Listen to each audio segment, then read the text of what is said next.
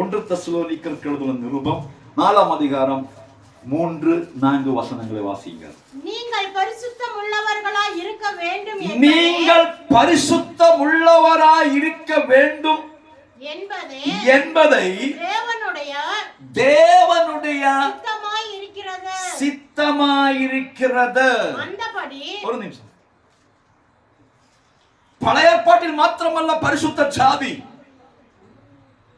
பழைய ஏற்பாட்டில் மாத்திரமல்ல பரிசுத்தத்திற்கு அதிகமாய் பேசினதும் புதிய ஏற்பாட்டிலும் தேவ வசனம் மிக தெளிவாக திட்டமாக ஆழமாக நம்மை போதிக்கிறது என்னவென்றால், அங்கே வாசித்தது என்ன? நீங்கள் பரிசுத்தம் உள்ளவர்களாய் பரிசுத்தம் உள்ளவர்களாக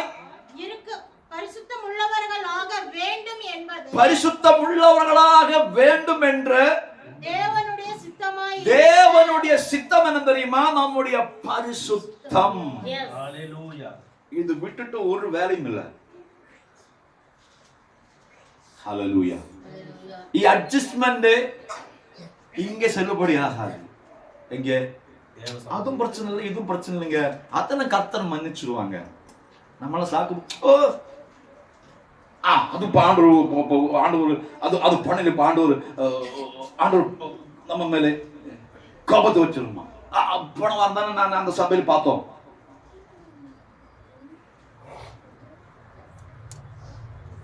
காம்ப்ரமைஸ், அட்ஜஸ்ட்மெண்ட் ഇതൊന്നും എങ്കിൽ വർക്കൗട്ട് ആകാതെ ദേവ സമൂഹത്തില്. കാരണം അവർ പരിശുദ്ധമുള്ള ദേവൻ, അവർ ഒരു കോംപ്രമൈസും വെക്കல. உனக்கு பரிசுத்தம் இருந்தா என்ன பார்க்க முடியும்? இல்ல விட்டு போயிடு, அவ்வளவுதான். இதுல ஏதாவது காம்ப்ரமைஸ்? ஒரு காம்ப்ரமைஸ் கிடையாது. நம்ம தான் காம்ப்ரமைஸ் வைக்கிறாங்க. இல்லைங்க, அதெல்லாம் பிரச்சனை இல்லைங்க. நீங்க இங்க தான் இருக்கிறீங்களோ, நல்ல சொல்ல முடியுமா? சத்தம் உயர்த்தி நல்ல சொல்லுங்க. ஹல்லேலூயா. கர்த்தருடைய சித்தம் நாம் பரிசுத்தராய் இருக்க வேண்டும் என்கிறது தான். நீ ஒரு விசுவாசி, மூத்த விசுவாசி, 15 வருஷம் பழக்கமுள்ள விசுவாசி என்பதற்கு அதிகமாய் என் ஆண்டவர் விரும்புகிற ஒரு காரியம், நீ பரிசுத்தம் உள்ளவராய் இருக்க வேண்டும் என்கிறதுதான். ஹல்லேலூயா. ഈ 75 வருஷம் 80 வருஷம் உலகத்திலே பிரைஸ் தி லார்ட் வாழ்ந்துட்டு கடைசியிலே ஒண்ணும் இல்லாம போகிறது நல்லது. ஒரு நாள் பரிசுத்தமுள்ளவனாக வாழ்ந்து பிரைஸ் அங்க போறது எத்தனை நல்லது இல்லையா? ஜீசஸ். நீ 15 வருஷத்தை விசுவாசி என்கிற அந்த அந்த அந்த சர்டிபிகேட் என் கர்த்தருக்கு வேண்டாம். நான் இந்த சபையிலே 20 வருஷமாய் தேவனை ஆராதிக்கிறோம். என் ஃபேமிலியை சொன்னா பாஸ்டருக்கும் தலைமை பாஸ்டருக்கும் அதுக்கு மேல இருக்கிற பாஸ்டருக்கும் நல்லா தெரியும். அதெல்லாம் உன் கையில் வச்சுங்க. கர்த்தர் விரும்புகிறது உன்னுடைய பரிசுத்தம். ஹல்லேலூயா. இந்த விஷயத்தை புரிஞ்சுங்க. நீங்க அவங்க எப்படி இருக்கா, இவன் இதொന്നും எனக்கு பிரச்சனையே இல்லை. நான் பரிசுத்தரா இருந்தால் என் ஆண்டவர் என் மேல் பிரியமா இருப்பாங்க.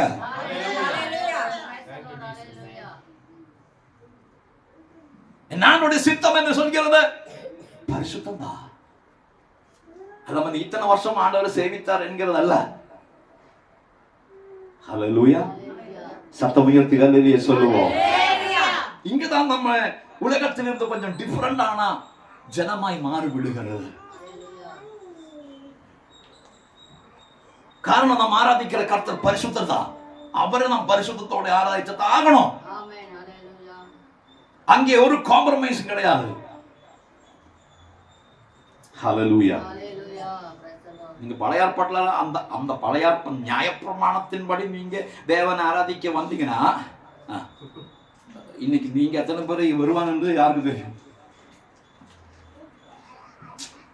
ஹலோ, இங்கதான் இருக்கிறீங்களோ? ஆராதனைக்கு வர்றாங்க. இன்னைக்கு இத்தனை பேர் இருக்காங்க இல்லையா? ஒரு குடும்பம், நம்ம ஜோசப் குடும்பம் ஆடை கொண்டு வந்துச்சு, மணிக்கண்ட ஆடை கொண்டு வந்துச்சு. அடுத்த ஆள் தெரியுமா, குரு புறாவை கொண்டு வந்து இந்த புறாவின் குஞ்சுங்களை கொண்டு வந்துச்சு. சரி, ஒரு காரியம் பண்ணலாம். ஆட்டுக்கு இன்னைக்கு என்னமோ காலுக்கு ஒரு தகராறு. டாக்டர் காம சொல்லி டாக்டர் சொல்லிச்சு, இது ரொம்ப நாள் வைக்க வேண்டாம், சீக்கிரமா இதை நீங்க கொடுத்து விடுங்கள் என்று டாக்டர் சொல்லிடுச்சு. உடனே நமக்கு தெரியுமா, அடுத்த வாரம் சர்ச்சுக்கு போகும்போது ஆடை எடுத்துட்டு போவோம். ஆடை எடுத்துட்டு இல்லையா? அப்ப ஆடை எப்படி வர்றாங்க? ஊனமாய் இல்லையா? அதுக்கு என்ன சொல்லுவாங்க? என்ன? நொண்டி நொண்டி வர்றாங்க.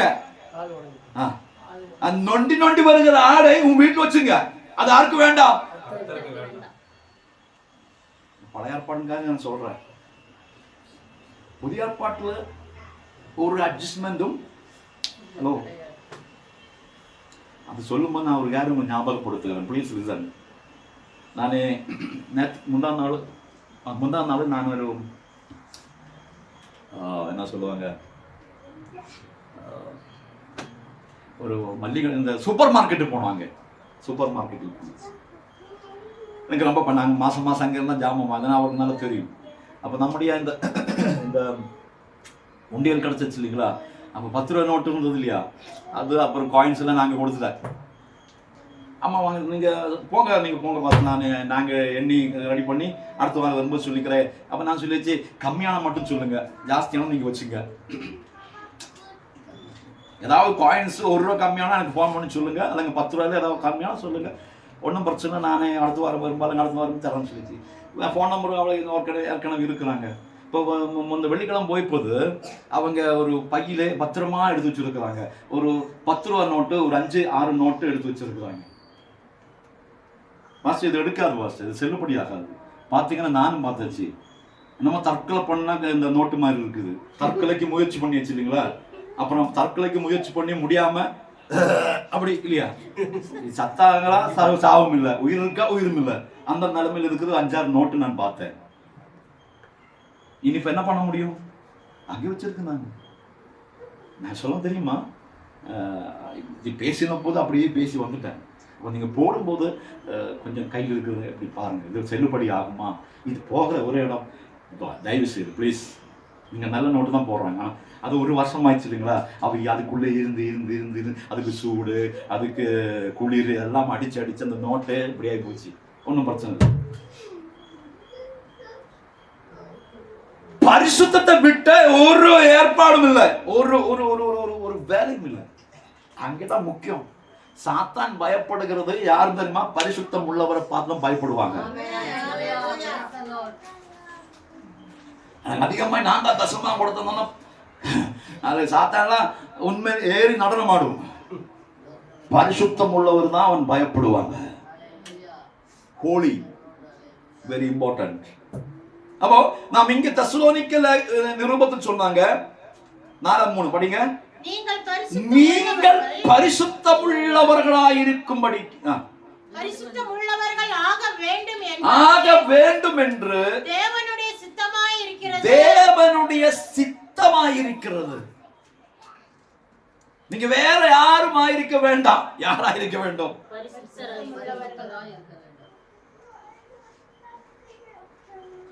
நானா சபையில மூப்பன், நானா பெரிய ஆளு, நானா சின்ன, இதற்கெல்லாம் நல்ல தெரியுமா? நீ பரிசுத்தம் உள்ளவன் ஆயிருக்க முயற்சி பண்ண. சத்தம் உயர்த்தி சொல்லுங்க.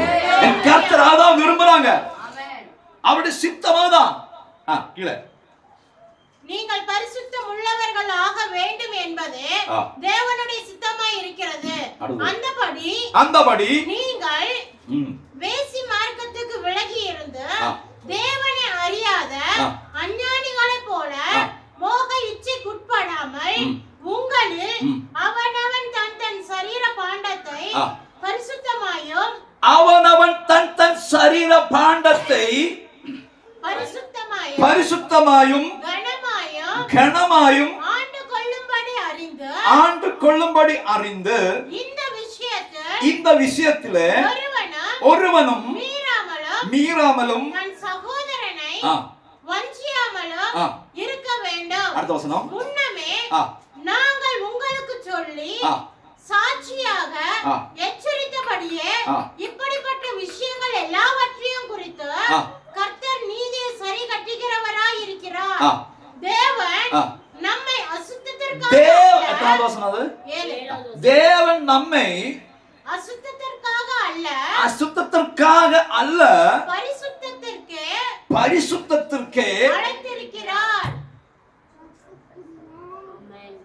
நம்ம 1 பேதுரு 2ஆம் அதிகாரம் 9ஆம் வசனம் அந்தகாரத்தில் இல்லையா ஆச்சரியமான ஒளிநிலத்திற்கு வரவழைத்தவர். இங்க என்ன வாசிக்கிறாங்க? அசுத்தத்திற்காக அல்ல பரிசுத்தத்திற்காகவே அழைத்திருக்கிறார். என்னையும் உன்னையும் ஆண்டவர் அழைத்த போது எங்கதான் அழைத்திருக்கிறாங்க?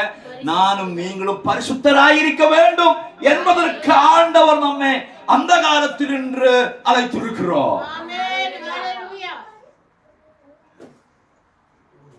நம்முடைய அழைப்பை பரிசுத்தத்துக்கு தான். காரணம், நாம் அசுத்தத்தில் இருந்தோம், அசுத்தராய் இருந்தோம், அசுத்தம் உள்ளவர்களை சேவித்துக் கொண்டிருந்தோம், அசுத்தத்திலே படுத்திருந்தோம். நல்லது என்ன என்கிறது தெரியாமல், சுத்தமானது ஏது என்று தெரியாமல் அசுத்தத்திலே படுத்திருந்தோம், அசுத்தத்தை சேவித்துக் கொண்டிருந்தோம். அங்கே இருந்த ஆண்டவர் நம்மை அழைத்தோம். எதற்காக? பரிசுத்தம் உள்ளவராயிருக்கும்படி.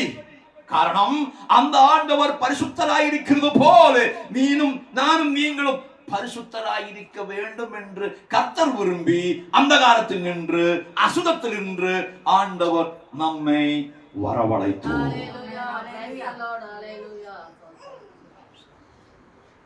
ஹல்லேலூயா. அந்நேரத்துக்கு மணிகண்டன் அந்த காரியம் சொல்லிய போது நீ இந்த வசனம் வச்சு நான் சொல்றேன், மற்றவங்களுக்கு அது தெரியாது. ஹல்லேலூயா. நாம் எங்கே எதற்காக அழைக்கப்பட்டவர்? அசுத்தத்திலிருந்து பரிசுத்தத்திற்கு அழைக்கப்பட்டவர். நம்முடைய நோக்கம் பரிசுத்தம் தான். அது விட்டு வேற ஒரு வாழ்க்கையே கிடையாது. வாழ்க்கையில் எதை நடந்தாலும் பரிசுத்தத்தை விட்டு ஒரு வேலையும் கிடையாது. No compromise. ஹல்லேலூயா. என்ன நடந்தாலும் எதை நடந்தாலும் பரிசுத்தம், ஹோலினஸ், அந்த பரிசுத்தம் என்கிற அந்த கான்செப்டை விட்டு ஒரு காரியமும் கிடையாது. ஜீசஸ். ஹல்லேலூயா. சிலப்போ ஊரிலிருந்து துரத்துவாங்க, சிலப்போ சொந்த மனத்திலிருந்து துரத்துவாங்க, சிலப்போ தனிமையிலாகி போயிடுவாங்க. ஆமென். ஆனாலும் அழைத்தவர் பரிசுத்தர், அவர் நம்மோட கூட இருப்பாங்க. ஆமா, நீ பரிசுத்தத்துக்காக வாழ விரும்பும் போது, பரிசுத்தத்துக்காக வாழ உன்னை ஒப்பு கொடுக்கும் போது, ஒருவேளை நீ தனிமையாய் போயிடும். அந்த வாழ்க்கை தானே இந்த வாழ்க்கை. விலை கொடுத்தது ஆகணும். என்னது? விலை கொடுத்தது ஆகணும். கிரயம் பண்ணணும். செலவு பண்ணது ஆகணும். ஒரு காலம் அந்த பக்கம் ஒரு காலம் இந்த பக்கம் வாழ்ந்துட்டு அது வாழ்க்கையே கிடையாது. அதுக்கு பேர் பரிசுத்தமே கிடையாது. நீ பரிசுத்தத்துக்காக ஒப்பு கொடுக்கும் போது ஒருவேளை நீ தனிமையாகி போயிடுவாங்க, சமூகத்தில் ஒற்றப்படுவாங்க, சமூகம் வெறுத்து ஓரமாய் போடுவாங்க, சொந்தம் பந்தம் உன்னை தனிமையில் நிறுத்துவாங்க. ஆனாலும் பரவாயில்ல, என் ஆண்டவர் பரிசுத்தராய் இருக்கிறது போல நானும் பரிசுத்தராய் இருக்க வேண்டும். Blessed be the name. Hallelujah. நம்முடைய தலைமுறைக்கு நாம் அடுத்த தலைமுறைக்கு கைமாற வேண்டிய, அடுத்த தலைமுறைக்கு கொடுக்க வேண்டிய ஒரு மிகப்பெரிய செய்தி தான் இது. Hallelujah. என் தகப்பன், என்னுடைய பெற்றோர், என்னுடைய என்ன சொல்லுவோம், முன் தலைமுறை இதற்காக எவ்வளவு கிரயம் செலுத்தினோம், எதெல்லாம் விட்டு வந்தாங்க. தலைமுறைக்கு அந்த செய்தியை பகிர்ந்து கொடுத்துட்டோம். ஆமென். ஹல்லேலூயா. இன்றைக்கு அதுவும் சரிதான் இதுவும் சரிதான் என்கிறதல்ல, பரிசுத்தம் சரி. காரணம், நம்முடைய ஆண்டவர் யாராக இருக்கிறாங்க? பரிசுத்தம். பரிசுத்தம் உள்ளவருடைய நடுவில் உலாவுகிற கர்த்தர் தான் நம்முடைய கர்த்தர். சத்தம் உயர்த்தி அல்லேலூயா சொல்லுங்க. சத்தம் உயர்த்தி சொல்லுங்க. பரிசுத்தம் உள்ளவருடைய நடுவில் உலாவுகிறார். கர்த்தர் தான் நம்முடைய ஆண்டவர். அதான் பாடல் பாடுகிறார். பரிசுத்தர் கூட்டம் நடுவில் ஜொலி தீரும் சுத்த ஜோதியே ஆருமியே யுவேளையில் ஆடி அறைஞ்சம் வாரீரோ. பரிசுத்த கூட்டத்தின் மத்தியில் உலாவிக் கொண்டிருக்கிறவனா நான் ஆராதிக்கிற கர்த்தர். யாருக்கு பிடிக்கிறாரோ இல்லையோ, நீ பரிசுத்தராய் இருக்க வேண்டும். ஹல்லேலூயா. சத்தம் உயர்த்தி ஹல்லேலூயா சொல்லுவோம்.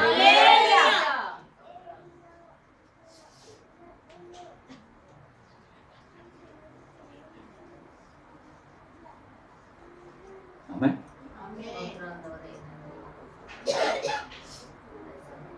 அட்ஜஸ்ட்மெண்ட் வாழ்க்கை வாழ்ந்திருந்தா இன்னைக்கு நம்ம எங்கேயோ போயிருப்பாங்க இல்லையா? நமக்கு ஏதாவது நஷ்டம் வந்துருமா, கஷ்டம் வந்துருமா? சொல்லுங்களேன். இல்லவே இல்லை. அதுவும் சரிதான் இதுவும் சரிதான் அவன் சொல்றது கேட்டுட்டு ஓகே ரைட். பரிசுத்தத்துக்கு விலை கொடுக்கணும். பரிசுத்த வாழ்க்கைக்கு விலை கொடுத்தது ஆகணும். ஒரு மாதிரி ஒருவேளை நாம் நினைச்ச மாதிரி காரியங்கள் நடக்காது. ஆனாலும் பரவாயில்ல, என்னை பரிசுத்தத்திற்காக ஆண்டவர் அழைத்திருக்கிறார். எங்கிருந்து? அசுத்தத்திலிருந்து. பிதாவுடைய சித்தம் என்ன தெரியுமா? நான் பரிசுத்தராய் இருக்க வேண்டும் என்கிறதா.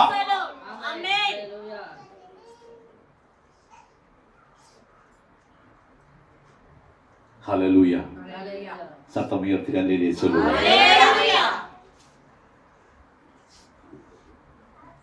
இன்னைக்கு நான் ரொம்ப பெருமை பாராட்டுகிற ஒரு விஷயம் என்ன தெரியுமா?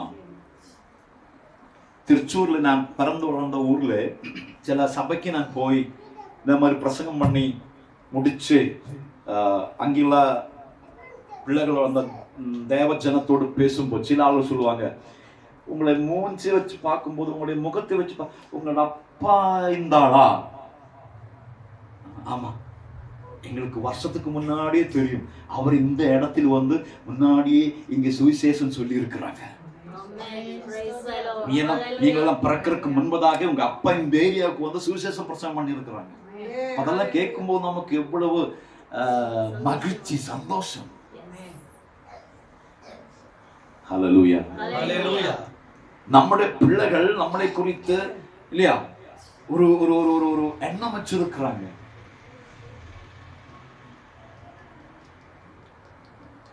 இப்ப உங்களுக்கு தெரியும், இப்ப பிள்ளைகள் தெரியாது. ஒரு ஒரு ஒரு ஸ்டேஜுக்கு வந்தீங்கன்னா நம்ம பிள்ளைகள் நம்முடைய தலைமுறை இல்லையா நம்மளை பயங்கரமாய் பாக்குறாங்க. ஹலோ, இங்கதான் இருக்கிறீங்களோ? நான் ஒரு தடவை இந்த பேரண்ட்ஸ் மீட்டிங் போய் என் பிள்ளை சொல்லி, அப்பா நீ வெள்ளைச்சட்டு போட்டு வராதீங்க. என்னப்பா? இல்ல நீ களைச்சட்டு போட்டு வந்துடணும். எல்லாரும் வெள்ளைச்சட்டு போட்டு வரும்போது ஒரு மாதிரி பேசுறாங்க. அப்புறம் நீங்க இந்த தாடி மீசையெல்லாம் கருப்பு பண்ணுங்க. ரொம்ப வெள்ளையாகி போச்சு. உங்களை பார்த்து ரொம்ப வயசு மாதிரி தெரியும். என் கூட படிக்கிற பிள்ளை அப்பா அம்மா எல்லாம் பார்த்தீங்கன்னா ரொம்ப ஜென்டில்மேன் ஆகிருக்கிறாங்க.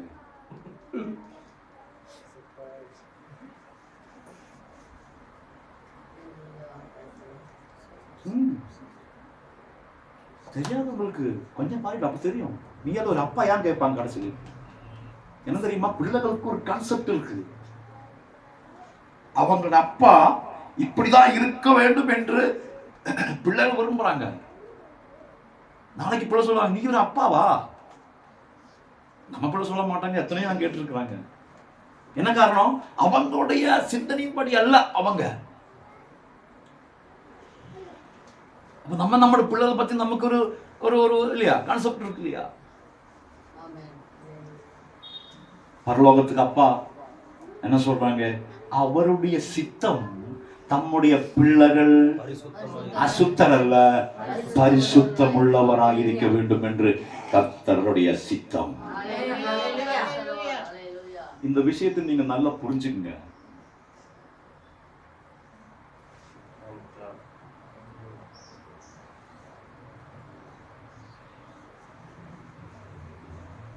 நகை அடமானம் வைக்கும் இல்லையா? நம்ம எதுக்கு? பணத்தை வரும்போது நகை கொண்டு போய் அடமானம் வச்சுருவாங்க. இதே போல நம்முடைய ஜீவனை அடமானம் வைக்கணும். சில நேரத்தில் பரிசுத்தத்திற்காக. ஓ, இதான் இருக்கீங்களோ? சொல்லணுங்க. ஹலோ, நான் ஆராதிக்கிற கர்த்தர் பரிசுத்தராயா, அவரை தொழுது கொள்ளணுமா, பரிசுத்தமா இருக்கணும். நாங்கள் இதெல்லாம் விட காரணம் தெரியுமா? இதெல்லாம் விட்டு விட்டு வர காரணம் தெரியுமா? அந்த தேவன் ஆராதிக்கணுமா, எங்களுக்குள்ள பரிசுத்தம் வேணும். அதுக்கு பேச கட்ஸ் வேணும். அவன் சொல்ல மாதிரி நீ சொல்றது கரெக்ட் தான், இதுவும் கரெக்ட் தான், அதுவும் கரெக்ட் தான் என்று சொல்லி வாழ்கிற வாழ்க்கை எல்லாம். அப்ப கடைசி சொல்லுவா, நீ யார் என்று கர்த்தர் கேட்பாங்க. ஒருபோது ஒரு நாளும்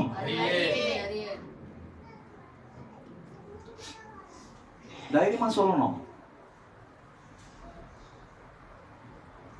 சத்தம் உயர்த்துகாலே சொல்லுங்க. அசுத்தத்திற்கல்ல, ஆண்டவர் நம்மை தேவன் நம்மை அழைத்திருக்கிறோம். இனி நீங்க அதே 1 தெசலோனிக்கர்கள் நிருபம் 5ஆம் அதிகாரம் 23, 24 படிங்க. சமாதானத்தின் தேவன் தாமே உங்களை முற்றிலும் பரிசுத்தமாக்குவாராக.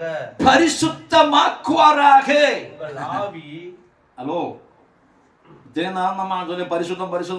நம்மை பரிசுத்தம் உள்ளவர் ஆக்குகிறது யாரு? சமாதானத்தின் தேவன் முற்றிலும். அப்ப எனக்கு சொல்ல முடியாது, நான் தான் என்னை பரிசுத்தப்படுத்தினேன் என்று சொல்ல முடியாது. என்னை பரிசுத்தப்படுத்துகிறது யார் தெரியுமா? கர்த்தர். அவருக்கு பேர் தான் சமாதானத்தின் தேவன்.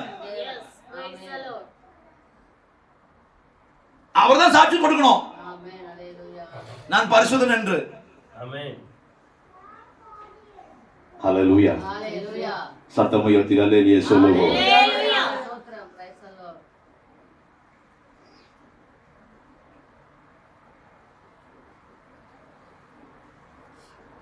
கொஞ்ச நாளாக தண்ணி அடிக்கிறது இல்லை பாஸ்டர். இப்போ 2 வாரமா அவரு அது பார்க்கிறதே இல்லை. அது பார்க்கும்போது அவருக்கு தலை சுத்தில வருது.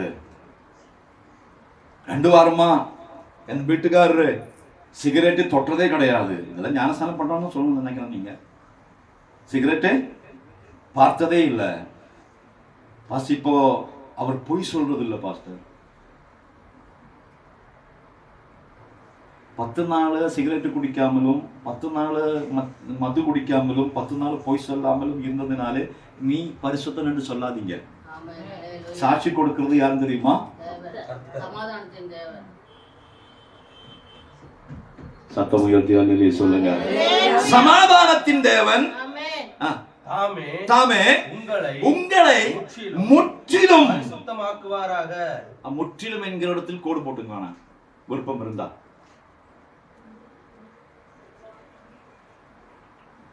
யாரையா நம்ம பரிசுத்தப்படுத்துகிறது? அல்லாத 10 நாள் தண்ணி அடிக்காம என் புருஷன் பரிசுத்தராயிருக்கிறது போல என்று நீ சொன்னா, உனக்கு ஒரு புருஷன் கர்த்தர். ஹலோ ஹலோ, ஒரு மாதிரி இருக்கிறீங்களோ? சொல்லுங்க பார்க்கலாம். சத்தம் உயர்த்தி சொல்லுங்க. இந்த விஷயம் நமக்குள்ள போகாம நம்ம என்ன ஆராதனை செஞ்சுட்டு ஒரு பலம் இல்லை. இதெல்லாம் நம்ம பிள்ளைகள் தலைமுறைகள் இந்த வயசுல இருக்கிற பிள்ளைகள் ஆழமாய் இந்த விஷயத்தை கற்றுக்கணும். ஏன்டா நம்ம சபையில பரிசுத்தம் பரிசுத்தம் பரிசுத்தம் பரிசுத்தம் பேசிட்டு இருக்குன்னு சொன்னா விஷயத்தை அவங்க ஆழமாய் புரிஞ்சுக்கணும், உள்ள போகணும். போன வாரத்தில் என் பையன் ஒரு சர்ச்சுக்கு போனேன். தேடி பிடிச்சி கூகுளில் பார்த்து போயிடுச்சு. அவன் அதனுடைய ஆராதனை எனக்கு அனுப்பிச்சு. அதனுடைய கொஞ்சம் ஒரு சின்ன கிளிப்பு அனுப்பிச்சு. நான் சொன்னேன், அடுத்த வாரம் அந்த சர்ச்சுக்கு போகக்கூடாது. ஏன்ப்பா போகக்கூடாது சொன்னா போகக்கூடாது. நான் சொன்னேன் அங்கே அங்கே போன்னு சொல்லிச்சு. வேற ஒன்றும் இல்லை. அங்கே போனா அப்பா சினிமா தியேட்டர் எல்லாம் அதுக்கு முன்னாடி ஒண்ணுமே கிடையாது. அதுக்கு நான் தப்பு சொல்லல. உங்களுக்கு சினிமா தியேட்டர் வந்து என்னென்னமோ வச்சுங்க. நான் சொல்லிச்சு ஏதோ ஒரு சர்ச்சுக்கு போனேன், ஒருத்தரையும் தெரியல, எல்லாம் அந்த காலத்துக்குள்ள உட்கார்ந்துட்டு இருக்கிறேன். அங்க என்னதான் நடக்குன்னு நமக்கு தெரியல, இருட்டுக்குள்ள. அப்படி ஸ்டேஜில் மட்டும் அந்த ஊழியக்கார போற இடத்துல மட்டும் லைட் இருக்குது. விசுவாசி வந்தாரா இல்லையா, போனாரா, நீ தீவிரவாதி வந்து உள்ள உட்கார்ந்துருக்கு யாருக்கு தெரியும்? ஃபுல்லா இதே மாதிரி ஒரு இடம். தம்பி, டைம் பாஸுக்கு வேணா அங்க போய் உட்கார்ந்துங்க, தப்பு இல்லை. நீ டைம் பாஸுக்கு போகிறவன், நீ ஆராதிக்க போறவன். திட்டு விட்டேன். நம்ம நச்சாட்சி கிடைக்கிறதுக்கு வீடியோ கிளிப் போட அனுப்பி இருக்கிறாங்க. அதெல்லாம் உங்க வேலை வச்சுங்க.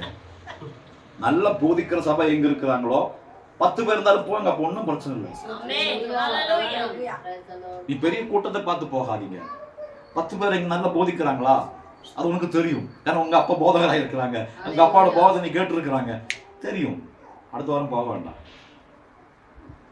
കാരണം ഇന്ന് முதல் போயிட்டு சர்ச்சை தெரியுமா, ஒரு டாக்டர் அவர் தான் நடத்துறாரு. அவர் நல்லா பிடிச்சி நல்லா கொட்டுறாங்க. நான் சொல்ல வந்தது, நான் சொல்ல தெரியுமா, இப்போ பிள்ளைகளுக்கு இப்படியே வரும்போது அவங்களுக்கு தான் இது இன்ஜெக்ஷன் மாதிரி, அவங்களுக்கு உள்ள போகணும். பரிசுத்தம், ஹோலினஸ். நம்ம ஆராதிக்கிற கர்த்தர் யார் தெரியுமா? பரிசுத்தர். அங்க அதுதான் செல்லுபடி ஆகும், வேற ஒண்ணுமே அங்கே செல்லுபடி ஆகாது. இது வாச வசனத்துக்கு வருமா? எங்க வாசிச்ச? தாமே உங்களை முற்றிலும் பரிசுத்தமாக்குவாராக. அடுத்தது, உங்கள் ஆவி ஆத்துமா சரீரம் முழுவதும். அங்கே வேணா கோடு போட்டுங்க, முழுவதும்.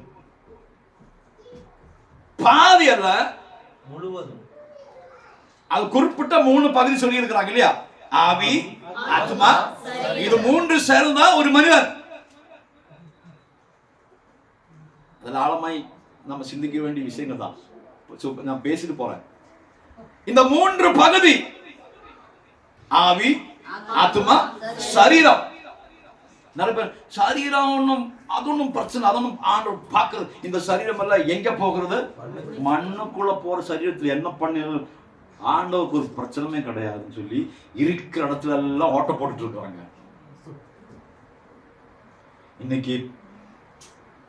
இன்னைக்கு புருஷன் எது ஸ்திரீ எதுன்னு தெரியல. காதல் அது போட்டுங்க, 2 மூக்கிலும் மூக்குத்தி போட்டிருக்காங்க ஒருத்தர். அவனோட இங்க ஒண்ணு இங்க ஒண்ணு இங்க ஒண்ணு பாத்தீங்க. நான் சொல்லி ஏய் ஃபுல்லா போட வேண்டியதானே ஐயா.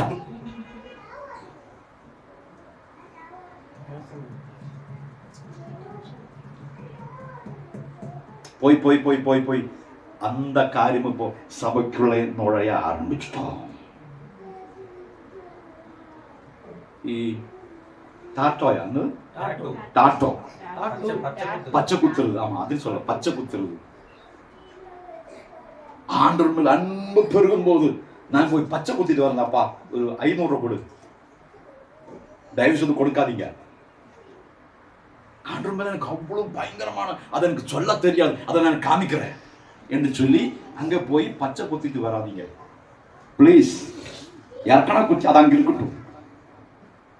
அது ஆண்டவர் தெரியாமல் இருக்கும்போது குத்துனது அது அங்க இருக்கு, அது ஒண்ணும் பண்ணாது. தெரிஞ்சுட்டு போய் மறுபடியும் Jesus loves me, Jesus loves you. நீ சிலுவை போடுறதுக்கு நிறைய டைம் போடணும் இல்லையா? அப்போ ஒரு சிலுவை இங்க இருக்கட்டும், நெத்தியில டெய்லி போடணும் இல்லையா? ஆமேன்னு சொல்லிட்டு அதனால இங்க ஒரு சிலுவை இருக்கட்டும். தயவு செய்து பண்ணாதீங்க. அந்த காசு நீங்க காணிக்கப்பட்டியில் போடுங்க. வாடகை கொடுக்கலாம் இல்லையே, இல்லைன்னா பாசுக்கு பஸ்ஸுக்கு காசு ஆகும் இல்லையே.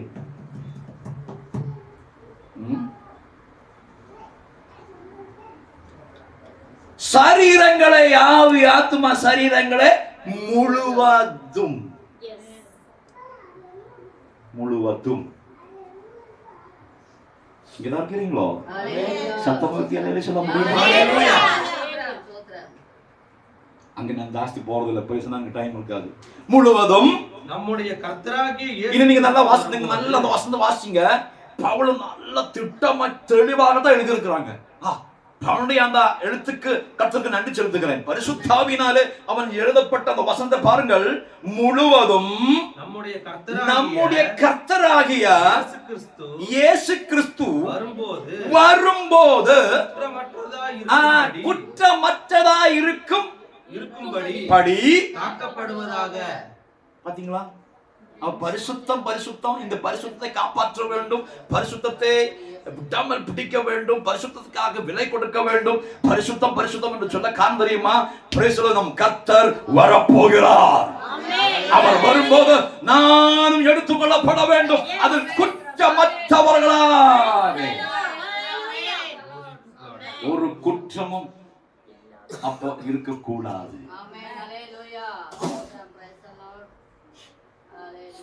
ஹல்லேலூயா, ஜீசஸ்.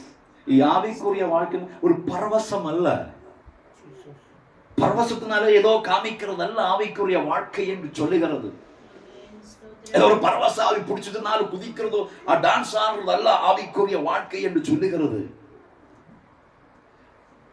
அது ஹோலினஸ், பரிசுத்த வாழ்க்கை. ஹல்லேலூயா, அது பரிசுத்த வாழ்க்கை. காரணம் கர்த்தர் வரும்போது, கர்த்தர் வரும்போது, கர்த்தர் வரும்போது அங்க வாசிக்கிற வசனம் என்ன? முற்றிலும் முற்றிலும் நம்முடைய கர்த்தராகிய இயேசு கிறிஸ்து வரும்போது, அவர் வரப்போகிறார். அவர் வரும்போது குற்றமற்றதாய் இருக்கும்படி காக்கப்படுவதாக, ஒரு குற்றமும் இருக்காதபடிக்கு காக்கப்படுவதாக. அதுக்கு பரிசுத்தத்தில் வாழ்ந்ததாகணும். நம்முடைய பிள்ளைகளுக்கும் நமது சொல்லிக் கொடுத்ததாகணும். சத்தம் உயர்த்தி அல்லேலூயா சொல்லுவோம். சத்தம் உயர்த்தி சொல்லுவோம். இனி சொல்லுவோம்.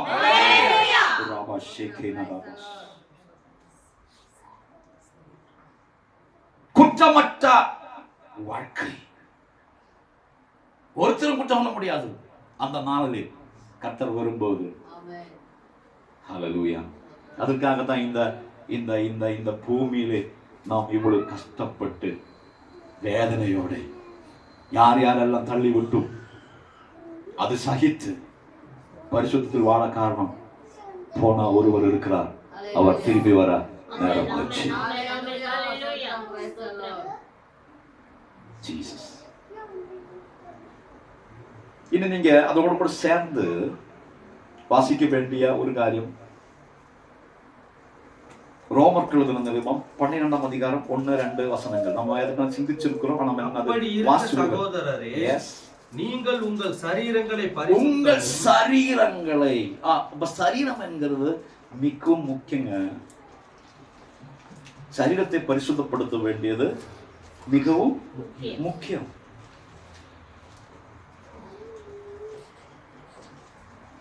மிகவும் முக்கியம். அதனால தான் நம்ம தெரியுமா நிறைய காரியங்கள் வேண்டாம் என்று சொல்றாங்க, எங்களுக்கு ஆகாது என்று சொல்றாங்க. நம்ம சரீரம் மிகவும் முக்கியமானது. காரணம் இந்த சரீரம் கர்த்தருடைய பரிசுத்த ஆவியினுடைய வாசமாயிருக்கிற இந்த இடத்திலே எந்த அசுத்தமும் இருக்கக்கூடாது.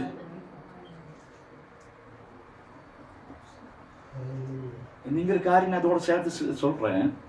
சாலமோன் தாவீது ஆண்டவருக்கு ஒரு ஆலயம் கட்ட வேண்டும் சொல்லி ரொம்ப விரும்பினோம், ரொம்ப பிரயாசப்பட்டோம், ரொம்ப ஆசைப்பட்டோம். முடியல. ஆண்டு சொன்னோம் நீ கட்டக்கூடாது. ஏன்னா நீ நிறைய ரத்தம் சிந்தி இருக்கிறாங்க, யுத்தம் பண்ணி இருக்கிறாங்க. நீங்க அந்த காரியம் எல்லாம் படிக்கும்போது பயங்கரமா இருக்கும். உன்னுடைய மகனாக சாலமோன் கட்டுவாங்க. சாலமோன் ஆலயத்தை கட்டிட்டாங்க. இப்போ நம்முடைய இந்த இந்த இந்த காலத்திலே எஸ்டிமேட் எடுத்தீங்கன்னா எங்க போய் நிற்கும்? நிறைய பேர் பயங்கர பெருமை பாராட்டுங்க, அப்படி ஆயிடுச்சு இப்படி ஆயிடுச்சு நம்ம இந்தியாவில் இல்லையா? சாலமோனின் அந்த ஆலயத்தை இந்த காலத்தில் எஸ்டிமேட் போட்டீங்கன்னா எங்க போய் நிற்கும்? அதுக்கு வந்த நகை, அதுக்கு வந்த பொண்ணு, அதுக்கு வந்த மரம், அது பயங்கரமா இருக்கும். அந்த ஆலயத்தை பார்த்து ஆண்டவன் 3 நாளுக்குள்ள முடிச்சிருவான்னு சொல்லிடுச்சு. அது வேற விஷயம். அப்ப சாலமோனின் ஆலயத்தில் அவ்வளவு சூப்பரா அழகா கோடி கோடி செலவு பண்ணிட்டு இங்கதான் இருக்கிறீங்களோ? இங்கதான் இருக்கிறீங்களோ? இந்த விஷயம் நீங்க நல்லா கேட்டுங்க. சாலமோன் லட்சம் கோடி கோடி கோடி செலவு பண்ணி ஒரு ஆலயம் கட்டிட்டு ஆண்டவரை பிடிச்சு உள்ள உட்கார வச்சுட்டாங்க. உட்கார வைக்க விரும்பினாங்க.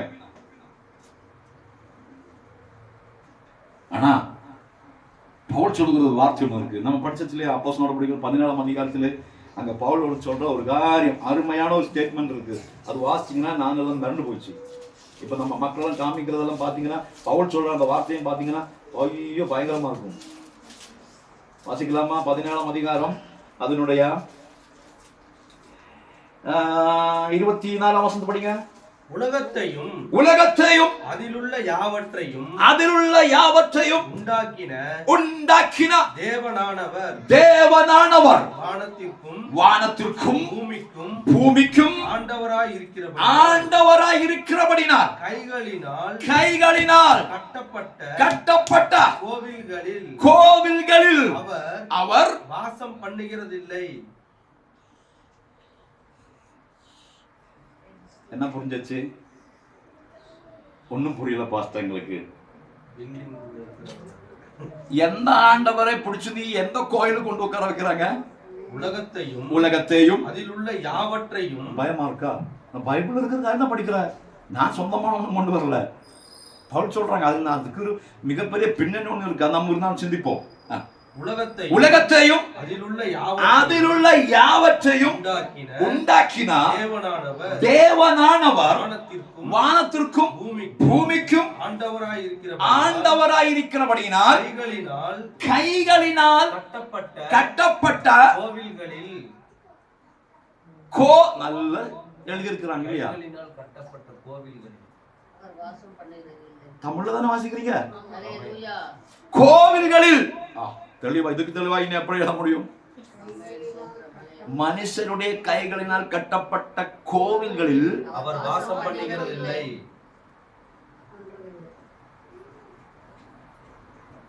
எந்த ஆண்டவரே? உலகத்தையும் அதில் உள்ள யாவற்றையும் உண்டாக்கினார். எங்க வாசம் பண்றது இல்ல? மனுஷனுடைய கைகளினால். ஆனா நமக்கு தெரியுமா, அந்த கோயில் பார்க்கும்போது ஒரு ஒரு கும்பிடுற மாதிரி, சர்ச்சை பார்க்கும்போது ஒரு சிலுவை போடுற மாதிரி நீங்களும் தான் வெளியில் இருக்கிறது. ஆனா பைக் அந்த அந்த ஆராதனை என்ன சொல்லுவாங்க, அதுக்கு ரொம்ப என்ன சொல்லுவாங்க, அதுக்கு ரொம்ப ஆராதனை பெருகி பைக்ல மட்டும் ரெண்டே கையை விட்டுட்டு சிலுவை போடுறாங்க. அப்படியே அவன் போய் எங்க போறாங்க? ஆமா, சிலுவை போட்டுதான் அவனுக்கு ஞாபகம், ரெண்டு கை விட்டு போடுறாங்க.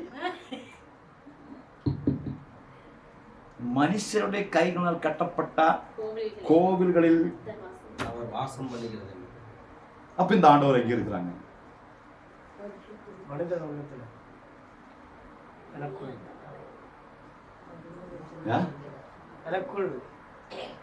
பால் சொல்லி கொடுக்குறாங்க, you are the temple of God. நீங்களே தேவனுடைய. லட்சக்கணக்கு கோடி கோடி கோடி கோடி செலவு பண்ணி இருக்கிற அந்த கோயில் போய் உட்காராம ஆண்டவர் இந்த மண் பாண்டமா இருக்கிற நமக்குள்ளே வாசமா இருக்கிறார். அதான் சொல்றாங்க, யுவர் பாடி, உங்க சரீரம்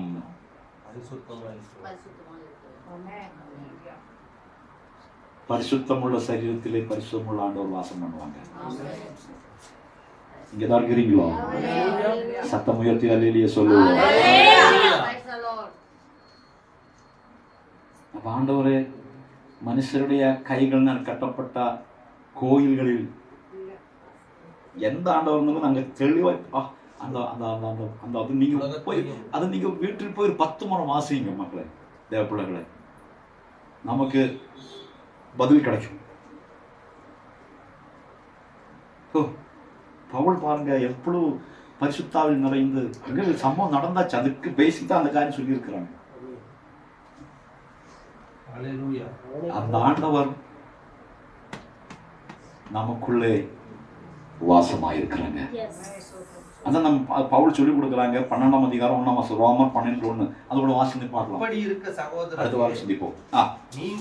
நீங்கள் உங்கள் சரீரங்களை பரிசுத்தமும் தேவனுக்கு பிரியவுமான ஜீவ பலியாக, நம்ம அதை சிந்தித்தோம் ஏற்கனவே, ஆசாரிய கூட்டம் என்று சொன்னபோது நம்ம அந்த பலிகளை பத்தி பேசும்போது நாம் சிந்தித்தோம். உங்க சரீரங்களை பரிசுத்தமும் பரிசுத்தமும் தேவனுக்கு பிரியமான ஜீவ பலியாக ஒப்பு கொடுக்க வேண்டும் என்று தேவனுடைய இரக்கங்களை முன்னிட்டு வேண்டிக் கொள்கிறேன். இதுவே நீங்கள் செய்யத்தக்க